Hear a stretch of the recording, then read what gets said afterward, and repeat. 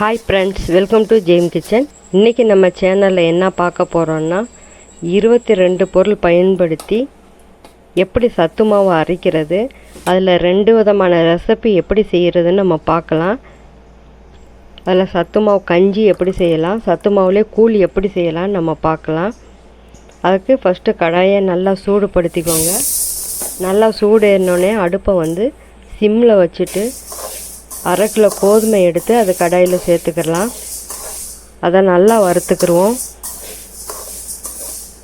கம்பு நல்லா வறுபட்டு நல்லா பொரிஞ்சு பாப்கார்னில் இருக்கிற மாதிரி அதில் நல்லா பொரிஞ்சு வரும். இப்போ கம்பு ரெடி ஆயிடுச்சு. இதை ஒரு பெரிய அகலமான தட்டுக்கு மாற்றிக்கிடலாம்.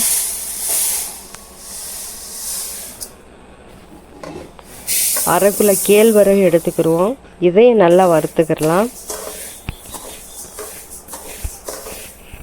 இது மைல்டாக தான் சத்தம் கேட்கும் வெடிக்கிறது. இப்போ இதை நல்லா பொரிஞ்சிருச்சு. இதையும் தட்டுக்கு மாற்றிக்கிடலாம். அடுத்து 100 கிராம் தொளி உளுந்து உள்ளே சேர்த்து இதை நல்லா வறுத்துக்கிடுவோம். இப்போ கலர் சேஞ்ச் ஆகி நல்லா வறுபட்டுருச்சு. இப்போ இதை எடுத்துக்கிடலாம்.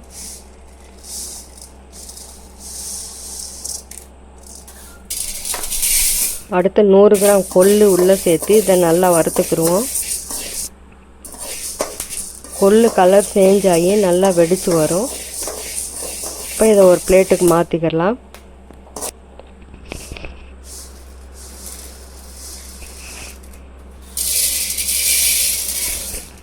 அடுத்து 100 கிராம் சோளம், வெள்ளை சோளம் உள்ளே சேர்த்து இதை நல்லா வறுத்துக்கிடுவோம். வெள்ளை சோளம் நல்லா பாப்கார்ன் மாதிரி பொரிஞ்சு வந்தோடனே இதை ஒரு பிளேட்டில் எடுத்து வச்சுக்கலாம். ரொம்ப பொரியக்கூடாது, இந்தளவுக்கு லைட்டாக பொரிஞ்சால் போதும். இப்போ ரெடி ஆயிடுச்சு. இப்போ இதை ஒரு தட்டில் எடுத்துக்கிடுவோம். அடுத்து சோயா, 100 கிராம் சோயா உள்ளே சேர்த்து இதை நல்லா வறுத்துக்கலாம். இப்போ கலர் மாதிரி சோயா நல்லா வெடித்து வந்தோடனே இதை ஒரு பிளேட்டுக்கு எடுத்துக்கலாம். இப்போ சோயா ரெடி ஆயிடுச்சு. அடுத்து மக்காசோளம், 100 கிராம் மக்காசோளம் உள்ளே சேர்த்து இதை நல்லா வறுத்துக்கிடுவோம். இது பாப்கார்ன் மாதிரி நல்லா பொரிஞ்சு வந்தோடனே இதை ஒரு பிளேட்டுக்கு மாற்றிக்கிடலாம். மக்காசோளம் பொரிஞ்சே ரெடி ஆயிடுச்சு. இப்போ 100 கிராம் ராஜ்மா உள்ளே சேர்த்து இதை நல்லா வறுத்துக்கிடுவோம். இதை நல்லா தோலெல்லாம் விரிஞ்சு நல்லா வெடித்து வந்தோடனே இதை ஒரு பிளேட்டுக்கு எடுத்துக்கிடலாம். இதை ஒரு பிளேட்டில் எடுத்து வச்சுக்கிடுவோம். அடுத்து 100 கிராம் பொட்டுக்கடலை உள்ளே சேர்த்து இதை நல்லா வறுத்துக்கிடலாம். இது கலர் சேஞ்ச் ஆகி நல்லா வறுபட்டு வந்தோடனே இதை ஒரு பிளேட்டில் எடுத்து வச்சுக்கிடலாம்.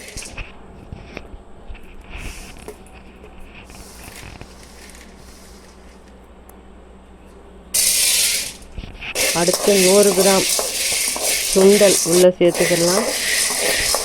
100 கிராம் கொண்டக்கடலை உள்ளே சேர்த்து இதை நல்லா வறுத்துக்கலாம். இது தோலெல்லாம் வெடித்து நல்லா வறுபட்டோன்னே இதை ஒரு பிளேட்டில் எடுத்து வச்சுக்கிடுவோம். இப்போ சுண்டல் வறுத்து ரெடி ஆயிடுச்சு. அடுத்து 100 கிராம் பார்லி அரிசி உள்ளே சேர்த்து இதை நல்லா வறுத்துக்கலாம். இதை நல்லா வெடித்து வறுபட்டு வந்துடுச்சு. இதை ஒரு பிளேட்டில் எடுத்து வச்சுக்கிடலாம். அடுத்து 100 கிராம் பச்சை பயிறு உள்ளே சேர்த்து இதை நல்லா வறுத்துக்கிடுவோம். இது கலர் சேஞ்ச் ஆகி நல்லா வெடித்து வறுத்து வந்தோடனே இதை ஒரு பிளேட்டில் எடுத்து வச்சுக்கிடலாம். இப்போ பச்சை பயிறு நல்லா வறுத்தாச்சு. இப்போ இதை ஒரு பிளேட்டில் மாற்றிக்கிடுவோம்.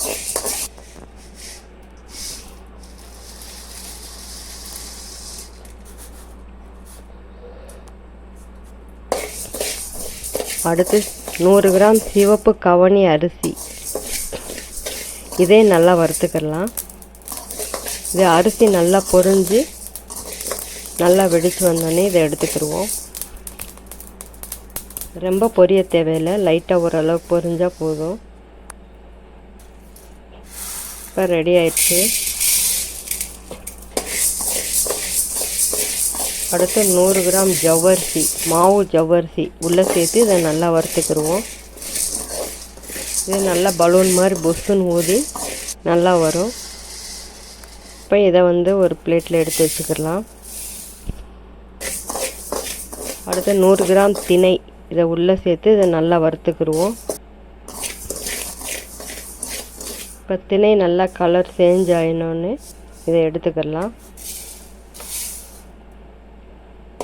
100 கிராம் குதிரைவாலி அரிசி உள்ளே சேர்த்து இதை நல்லா வறுத்துக்கிடலாம்.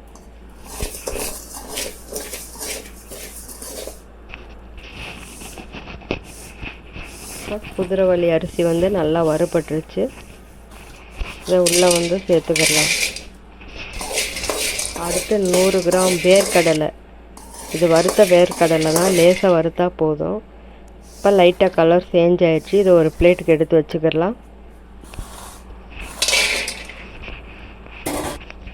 அடுத்து 100 கிராம் பாதாம் உள்ளே சேர்த்து இதை நல்லா வறுத்துக்கிடுவோம். பாதாம் நல்லா வறுபட்டு கலர் சேஞ்ச் ஆகி வந்தோடனே இதை ஒரு பிளேட்டில் எடுத்து வச்சுக்கிடலாம். இப்போ பாதாம் ரெடி ஆயிடுச்சு.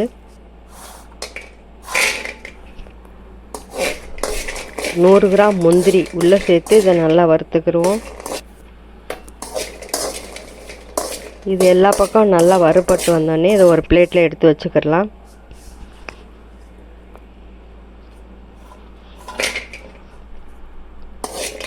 நூறு கிராம் சுக்கு உள்ளே சேர்த்து இதை நல்லா வறுத்துக்கிடுவோம்.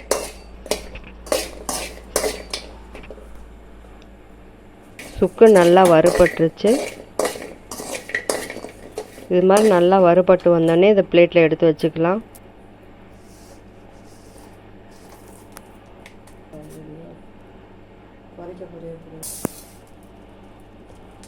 அடுத்து 100 கிராம் வெள்ளை எள்ளு உள்ளே சேர்த்து இதை நல்லா வறுத்துக்கோங்க. எள்ளு நல்லா வறுபட்டு நல்லா பொரிஞ்சு வந்தோடனே நல்லா இது மாதிரி வெடித்து பொரிஞ்சு வரும். இப்போ இதை எடுத்து ஒரு தட்டில் எடுத்து வச்சுக்கிடலாம். இப்போ எள்ளு நல்லா ரெடி ஆயிடுச்சு. இப்போ இதை ஒரு பிளேட்டுக்கு மாற்றிக்கிடுவோம்.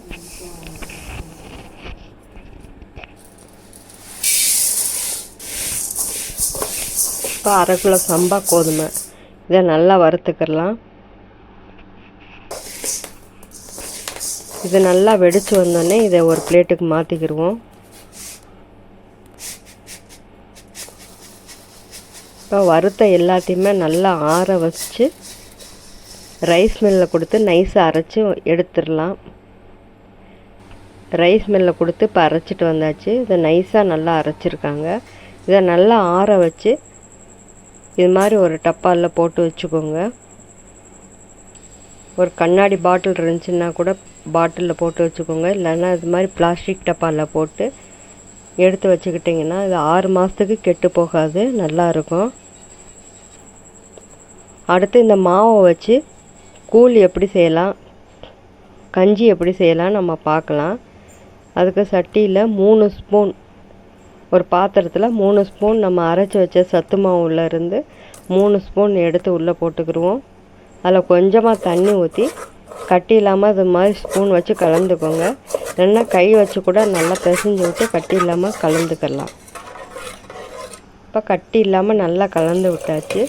இல்லை 3 டம்ளர் தண்ணி உள்ளே ஊற்றிக்கிறேன்.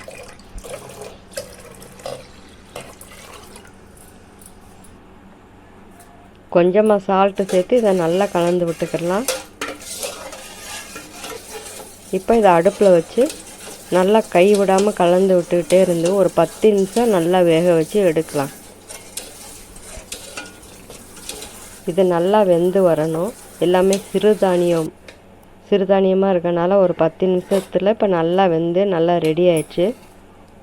நல்லா திக்காக இந்த அளவுக்கு வரணும். நல்லா திக்காக ரெடியாகி வந்துடுச்சு. இப்போ இதை எடுத்து நம்ம சேவ் பண்ணிக்கலாம்.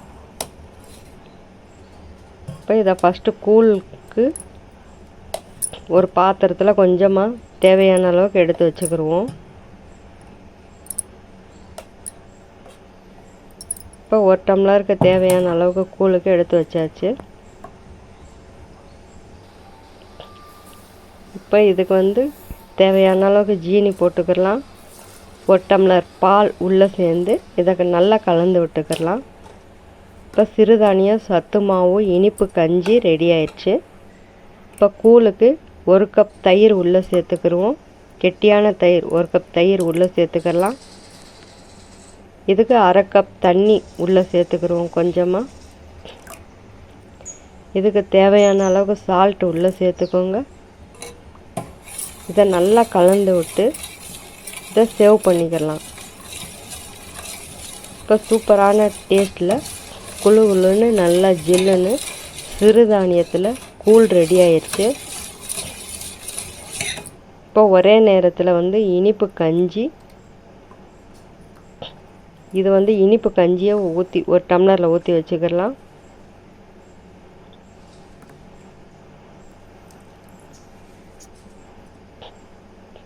இப்போ சிறுதானிய கூழ் ஊற்றி வச்சுக்கிடுவோம். இதே மாதிரி நீங்கள் வீட்டில் ட்ரை பண்ணி பாருங்கள். டேஸ்ட்டு எப்படி இருந்துச்சுன்னு சொல்லுங்கள். இந்த வீடியோ உங்களுக்கு கண்டிப்பாக பிடிச்சிருக்கும். லைக் பண்ணுங்கள், ஷேர் பண்ணுங்கள். தேங்க்யூ.